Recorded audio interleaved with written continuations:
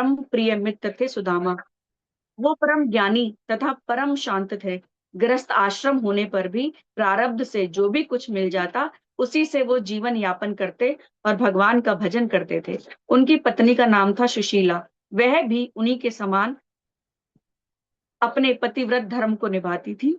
और एक बार जब कई दिनों तक अन्न का एक दाना भी नहीं मिला और बच्चे जोर जोर से रोने लगे, तो सुशीला जी से सहा नहीं गया और उन्होंने कहा कि आपके जो मित्र हैं वो साक्षात लक्ष्मीपति हैं, भगवान श्री कृष्ण हैं, और वो ब्राह्मणों के परम भक्त हैं, शरणागत वत्सल हैं। आप उनके पास चले जाइए, वो हमें बहुत सा धन दे देंगे।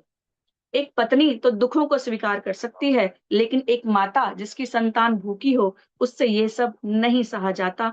तो आज सुशीला माता की भी यही दशा है कि वो सुदामा जी से बार बार अनुनय विनय कर रही हैं कि वो द्वारका चले जाएं, और वो कहती हैं कि वहां जाने से हमारे सारे दुख दूर हो जाएंगे।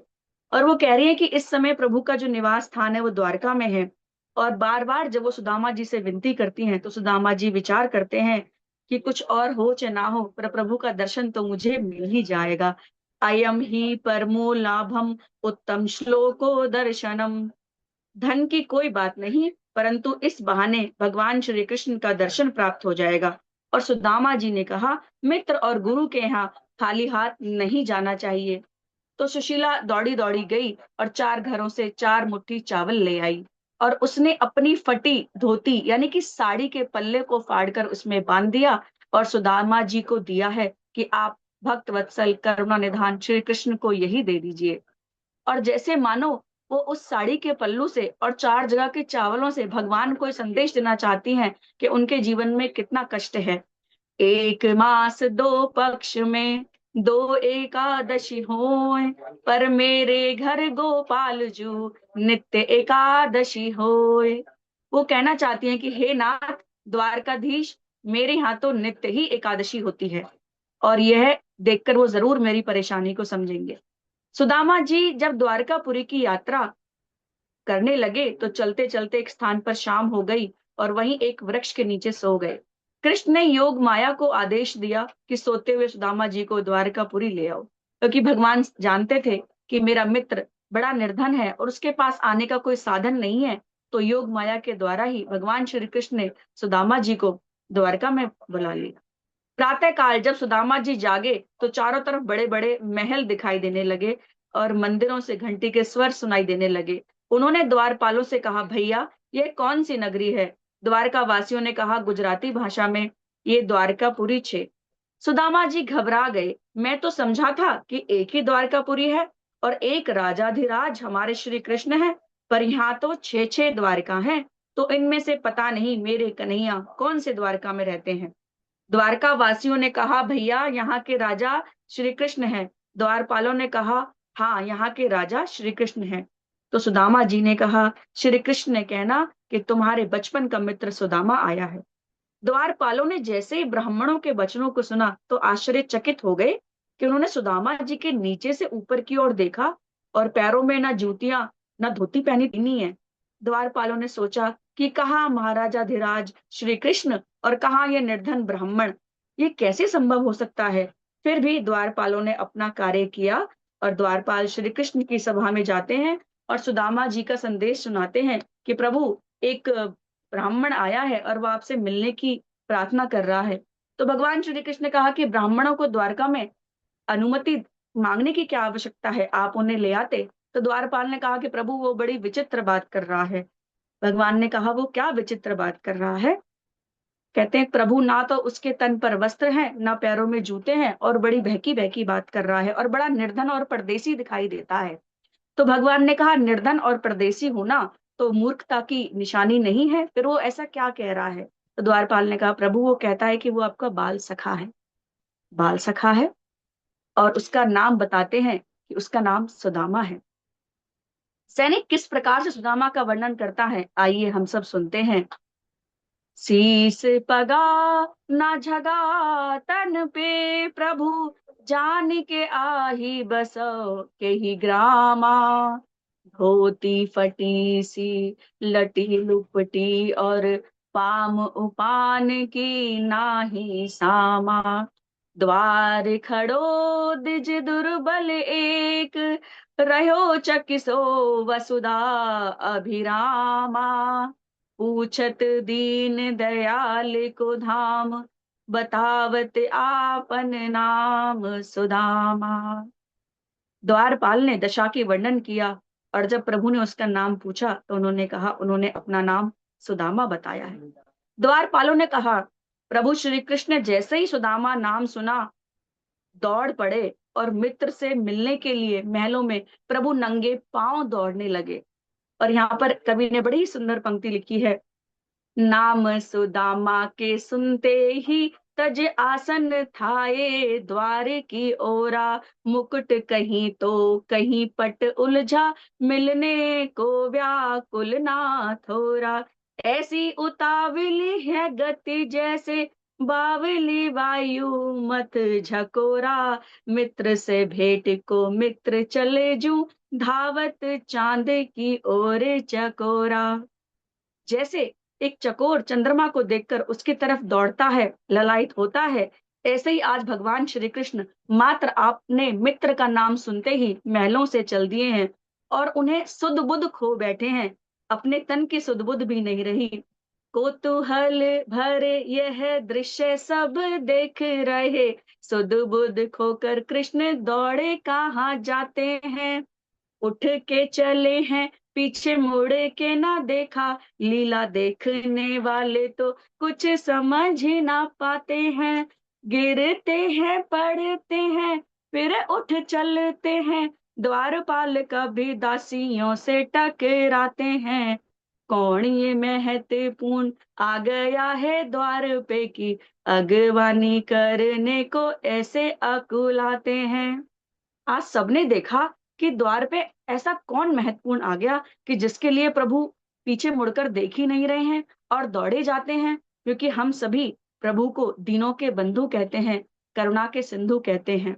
दीनों के बंधु करुणा के सिंधु, लेकर नैनों में जल बिंदु, सारे नातों से बढ़कर एक नेह का नाता निभाने चले हैं। भ्रमण करें जो फूलों के रथ पर, चल करे वो पथरीले पथ पर, नंगे पांव आया जो उसे नंगे पांव बुलाने चले हैं। दर्शन की अभिलाषा खोकर, जगत हंसाई से व्याकुल होकर, आस के टुकड़े सुदामा संजो के, अश्रु में जीवन डुबाने चले हैं। प्रेम परीक्षा की घड़ी आई, मित्र के नाम की होना हंसाई, मित्र परायण कृष्ण कन्हाई, रूठा मित्र मनाने चले हैं। जब द्वारपाल बहुत देर तक नहीं आए तो सुदामा वापस जाने लगे, और कृष्ण उन्हें ढूंढते हैं और उन्हें पुकार कर कहते हैं कि सुदामा, तुम मुझसे मिले बिना ही जा रहे थे। और सुदामा जी को प्रभु ने हृदय से लगा लिया और प्रेम अश्रुओं से दोनों रोए हैं। उसके बाद सुदामा जी को प्रेम से महल के अंदर लेके आए हैं, और रानियों के सम्मुख अपने कक्ष में प्रभु ने अपने आसन पर उनको बिठाया है, और रानियों से उनके चरण धुलवाने के लिए जल मंगवाया है। उसके बाद जब प्रभु ने चरण प्रक्षालन शुरू करा तो प्रभु देखते हैं कि सुदामा के पैरों में रक्त की बूंदें निकल रही हैं, कंटक कांटे लगे हुए हैं, और बहुत पैर सूजे हुए हैं। तो ऐसे में प्रभु, जिन्हें हम करुणा निधान कहते हैं, उन्होंने अपने मित्र के पैरों को देखकर बड़े अश्रु का रुदन किया। और संतों ने बड़ी सुंदर पंक्ति लिखी, ऐसे बेहाल बेवाई निसो पग, कंटक जाल गड़े पुनि जोए, हाय महादुख पायो सखा तुम, आए नहीं इत कित दिन खोए। आज प्रभु कह रहे हैं कि इतने दिन तुमने खो दिए कि तुम मेरे पास आए क्यों नहीं। देखी सुदामा की दीन दशा, करुणा करके करुणा निधि रोए, पानी पराते को हाथ छुयो नहीं, नैनन के जल सो पग धोए, पानी परात को हाथ छुओ नहीं, नैनन के जल सो पग धोए। भगवान श्री कृष्ण की आंखों से आज अश्रु बहने लगे, और उन्होंने जो परात में जल था, लोटे में जल था, उसका इस्तेमाल नहीं किया और अपने नैनों के जल से, अश्रुओं से उनके चरणों को धोया है, मानो प्रभु के नैनों से सावन और भादो बरस रहे हूं। आज नैनों से इतना जल निकला है कि उससे सुदामा जी के चरण धुल गए हैं। बरसे कमल नयन बादल सो, धुल गए चरण नैन के जल सो। बंधुओं, इसके पश्चात भगवान ने सुदामा जी को स्नान कराया है, सुंदर वस्त्र पहनाए हैं, उत्तम भोजन कराया है और आराम से बिठाया है और कहा है कि मित्र बताओ, तुम्हारा विवाह हो गया? तो सुदामा जी ने कहा, हाँ कन्हैया, मेरा विवाह हो गया। तो कन्हैया ने कहा, फिर तो भाभी जी ने मेरे लिए कुछ ना कुछ जरूर भेजा होगा। वैसे तो हमारे प्रभु पत्र और पुष्पों से ही प्रसन्न हो जाते हैं, क्योंकि कथा बतलाती है, पत्रम पुष्पम फलम तो यो मो भक्ताम प्रक्षति। आप कुछ भी प्रेम से और भाव से उन्हें दे दें, वो उसी से प्रसन्न हो जाते हैं। लेकिन आज प्रभु सुदामा से पूछ रहे हैं कि तुम मेरे लिए क्या लाए हो, क्योंकि उन्हें इतना तो विश्वास है कि कुछ भी नहीं होगा तो मेरे लिए 5 सुपारी ही आ जाएंगी। लेकिन सुदामा जी ने देखा कि भगवान श्री कृष्ण का इतना अत्यंत वैभव और ऐश्वर्य है, तो उन्हें आज वो 4 मुट्ठी चावल देने में शर्म आ रही है और उन्होंने उन चावलों को छुपा लिया, उस पोटली को अपनी कांख में छुपा लिया। लेकिन प्रभु तो अंतर्यामी है, भक्त वत्सल हैं, और उन्होंने उस पोटली को उनके हाथ से छीन लिया और वह पोटली नीचे गिर गई और उसे प्रभु ने उठाया। और जैसे ही प्रभु ने उन चावलों को देखा तो बड़े प्रसन्न हुए और कहने लगे कि सुदामा, तुम मेरे लिए इतनी सुंदर भेंट लाए हो। ये जो प्रेम में सने हुए चावल मेरे लिए मोती माणिकों से कम नहीं है, और इन 3 मुट्ठी चावल पे तो मैं तीनों लोक वार सकता हूँ। और तुम मेरे लिए इतनी सुंदर भेंट लाए और तुम इसे मुझसे छुपा रहे हो। और अगर इस जब ये सारी बातें दिक्पालों ने, इंद्र ने और लोकपालों ने सुनी, तो सबको बड़ी चिंता हो गई कि प्रभु अगर हर दाने का मोल देने लगे तो जगत में एक ही धनवान रह जाएगा। हाथ में चावल लेते ही सब में डर भयो जात, जाने अब किस लोक की संपत्ति होए समाप्त। आज देवराज इंद्र भी ये सोचने लगे कि प्रभु चावल के बदले में जाने सुदामा को क्या दे देंगे। हर दाने का मोल यदि देने लगे भगवान, रह जाएगा सृष्टि में बस एक ही धनवान। आज सभी सोचने लगे कि प्रभु ने अगर इस 3 मुट्ठी चावल का उनको दे दिया बदले में सब कुछ, तो सारी संपत्ति लुटा देंगे और पूरी सृष्टि में एक ही धनवान रह जाएगा। लेकिन हमारे प्रभु तो केवल प्रेम के भूखे हैं, प्रेम के भूखे, प्रेम के तंदुल, प्रेम के भाव से खाने लगे हैं, और तंदुल के दानों में दीन दैन्य दर्द चबाने लगे हैं। एक एक मुट्ठी में एक एक लोक सुदामा के भाग में जाने लगे हैं। त्रिभुवन पति की देख उदारता, तीनों भवन थर्राने लगे हैं। बड़ी सुंदर बात यहाँ पर कवियों ने लिखी है। पहली मुट्ठी लेते ही प्रभु ने स्वर्ग सुदामा के नाम किया है। आहा, अति सुंदर। प्रभु जब देने पे आए तो कुछ भी दे सकते हैं, क्योंकि उनका नाम है श्री कृष्ण। करतुम अकर्तुम अन्यथा करतुम सा श्री कृष्ण।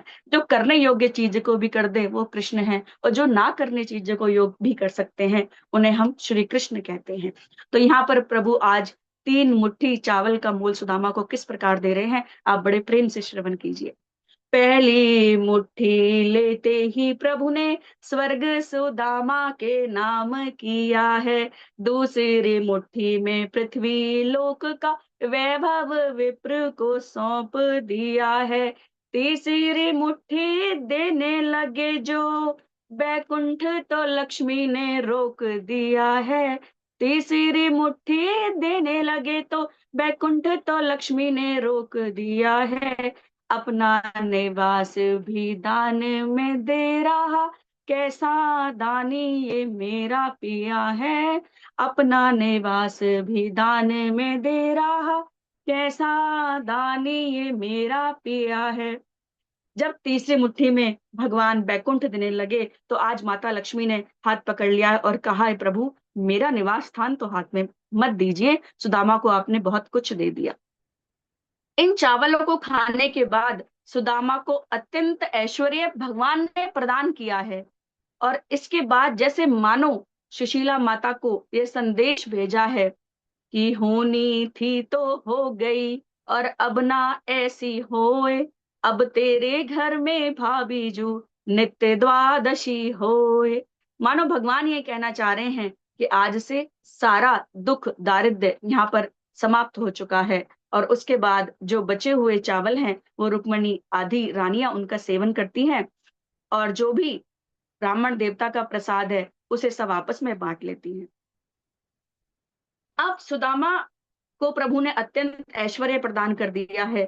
उसके बाद प्रभु ने द्वारका नगरी का निर्माण देने का, द्वारकापुरी की तरह सुदामापुरी का निर्माण देने का आदेश विश्वकर्मा जी को दिया है कि जिस प्रकार मेरी आपने एक रात में द्वारिकापुरी बनाई थी, उसी प्रकार आप जाके सुदामापुरी का निर्माण करें। ऐसा आदेश प्रभु ने विश्वकर्मा जी को दिया है। उसके बाद अब सुदामा जी श्री कृष्ण से पूछते हैं कि कन्हैया, अब तुम भी बताओ तुम्हारा विवाह हुआ कि नहीं। तो श्री कृष्ण मुस्कुराते हुए कहते हैं, हाँ मित्र, हुआ है या हुए हैं, और आप उन्हें आशीर्वाद प्रदान करिए। अभी मैं उन्हें बुलाता हूँ। सबसे पहले रुक्मणी आदि 8 पटरानियां आई, और उनको सभी ने सुदामा जी ने अलग अलग आशीर्वाद प्रदान किए हैं। सौभाग्यवती भव, अखंड सौभाग्यवती भव, आयुष्मती भव, इस प्रकार के आशीर्वाद सुदामा जी ने सभी पटरानियों को दिए हैं, क्योंकि ब्राह्मणों के पास तो आशीर्वाद के सिवाय कुछ होता ही नहीं है। बाद में 100 रानियां आई और सुदामा जी ने उन्हें भी आशीर्वाद दिए हैं। अब 500 रानियां एक साथ आई तो आशीर्वाद भी कम पड़ गया, क्योंकि बदल बदल कर आशीर्वाद दे रहे हैं। फिर भी किसी प्रकार से उन्हें आशीर्वाद दे दिया। अब इनके बाद 1000 रानियां आ गई। अब तो सुदामा जी की बोलती बंद हो गई। सुदामा जी ने कहा, भैया कन्हैया, अब कितनी रानियां और हैं। तो कन्हैया मुस्कुराते हुए कहते हैं, मित्र, पूरी 16,108। सुदामा जी बोले, आप सभी को एक साथ बुलवा लीजिए और हम सभी को एक साथ आशीर्वाद देंगे। सभी रानियां एक साथ आ गई और सुदामा जी ने सभी को आशीर्वाद दिया और रात्रि में वहीं विश्राम किया। उसके बाद जब प्रातः काल उठते हैं तो सुदामा जाते हैं, भगवान श्री कृष्ण की आज्ञा लेकर अपने घर की यात्रा करते हैं। मार्ग में सुदामा जी विचार करते हैं कि आज मैंने श्री कृष्ण की ब्राह्मणता को देख लिया। उन्होंने कितने वैभव तरीके से मेरा सत्कार किया, मुझे भोजन कराया, इतना सम्मान दिया, और शायद कहाँ तो मैं पापी और दरिद्र ब्राह्मण, और कहाँ लक्ष्मी के एकमात्र आश्रय श्री कृष्ण। मैं ब्राह्मण हूं, इसलिए उन्होंने मुझे हृदय से लगा लिया, और वह तो संसार के एकमात्र पालनकर्ता और श्री हरि नारायण हैं। और उन्होंने मुझे धन इसलिए नहीं दिया क्योंकि धन प्राप्त करने पर भक्त भगवान को भूल जाता है। इस प्रकार का विचार सुदामा जी अपने हृदय में कर रहे हैं। क्वा अहम दरिद्र पापियानाम, क्वा कृष्ण श्री निकेतनम। इसीलिए नहीं दिया क्योंकि धन प्राप्त करने पर भक्त भगवान को भूल जाता है और ऐश्वर्य में अभिमान आ जाता है। ऐसा विचार करते करते अपनी पुरी में लौट आते हैं, और जैसे कि उनकी दृष्टि बड़े बड़े महलों पर पड़ती है तो कहते हैं, अरे क्या मैं पुनः द्वारका लौट आया। यह तो मेरी पुरी नहीं है। मेरी पुरी तो झोपड़ी से रहित है, और मेरी झोपड़ी भी कहीं दिखाई नहीं दे रही। और वहां के लोगों से पूछ रहे हैं, भैया यह कौन सी नगरी है। उस व्यक्ति ने कहा, भैया यह सुदामापुरी है। सुदामा जी ने विचार किया कि होगा कोई बड़ा सेठ जो इतने इतने बड़े महल बनवा दिए हैं, क्योंकि सुदामा जी महलों को देखकर देख रहे हैं कि यहाँ तो मेरी टूटी फूटी झोपड़ी थी और यहाँ कंचन महल खड़ा है। बार बार बड़े चकाचौंध होकर देख रहे हैं, और मेरे बच्चे और मेरी पत्नी भी कहीं दिखाई नहीं दे रही। चारों ओर ढूंढते हैं, और इसी बीच सुशीला की दृष्टि सुदामा जी पर पड़ती है, और वह स्वर्ण की थाली में आरती सजाकर आती हैं। सुदामा जी देख भी रहे हैं कि हमारी आरती उतर रही है, और सोचने लगते हैं यह कौन है। इतने में सुशीला जी ने कह दिया कि स्वामी, मैं आपकी पत्नी सुशीला हूँ। और सुदामा जी ने पूछा, अरे यह कैसे हुआ। सुशीला ने कहा, यह सब श्री कृष्ण की कृपा से हुआ है। सुदामा जी ने कहा, यह बात तो सत्य है, क्योंकि रास्ते में मैं विचार कर रहा था कि प्रभु ने मुझे कुछ नहीं दिया। देखो, जब संसार देता है तो दिखा कर देता है, और भगवान देते हैं तो छुपा कर देते हैं, क्योंकि उनका हृदय ऐसा ही है, जब वो भक्तों को कुछ देने आए तो उसे बिना बताए ही दे देते हैं। विरक्त भाव से सुदामा जी ने भोगों को भोगा और भगवान का भजन कर अंत में भगवान को प्राप्त कर लिया। बोलिए भक्त वत्सल भगवान की जय।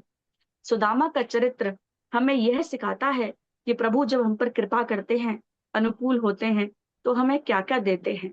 हम अपनी तुच्छ और अल्प बुद्धि से केवल परमात्मा से कुछ चीजें मांगते हैं, लेकिन वो हमें सब कुछ देने को ही तैयार हैं। मात्र केवल थोड़े से धैर्य, परिश्रम और भक्ति की आवश्यकता है।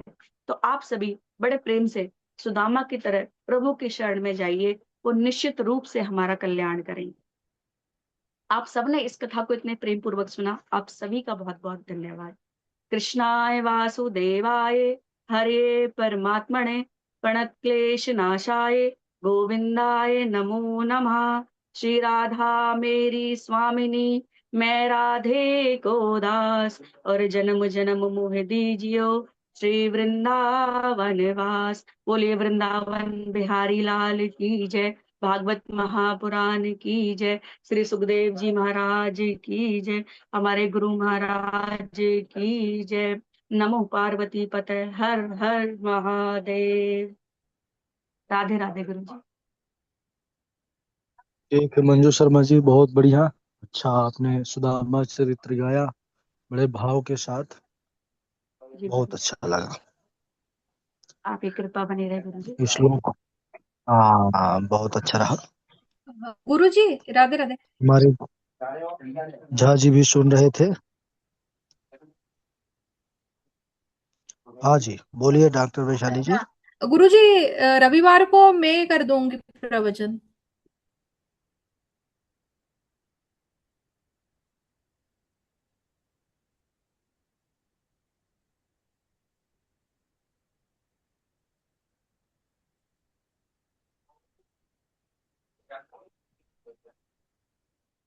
हाँ, रविवार को मैं कर दूंगी।